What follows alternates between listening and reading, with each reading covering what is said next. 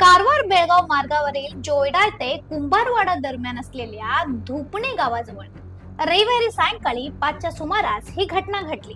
दांडेलीहून उळवीकडे जाणारी प्रवासी बस जात असताना अचानक रस्ता खचला आणि बसचा पुढील टायर मोठ्या खड्ड्यात अडकला. मात्र बस रस्त्यावरून खाली न घसरल्यामुळे बसमधील प्रवाशांचा जीव थोडक्यात वाचला. विशेष म्हणजे गेल्या 2 वर्षांपासून पावसाळ्यात याच ठिकाणी वारंवार रस्ता खचण्याच्या घटना घडत आहेत.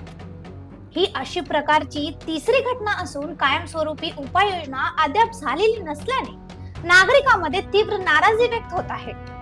या ठिकाणच्या दुरुस्तीसाठी यापूर्वी 27 लाख, त्यानंतर 40 लाख आणि गत वर्षी आणखी 50 लाख रुपये खर्च करण्यात आले होते.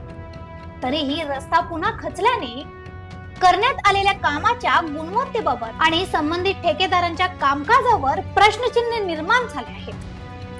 रात्री सुमारे 9 वाजण्याच्या सुमारास जेसीबीच्या मदतीने अडकलेली बस बाहेर काढण्यात आली. सध्या या मार्गावर 4 चाकी वाहना व्यतिरिक्त इतर सर्व वाहतुकीवर तात्पुरती बंदी घालण्यात आली आहे.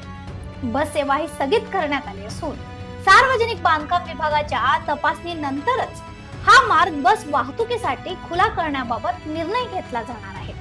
तोपर्यंत या मार्गावर अवजड वाहनांची वाहतूकही बंद ठेवण्यात येणार असल्याची माहिती प्रशासनाने दिली आहे.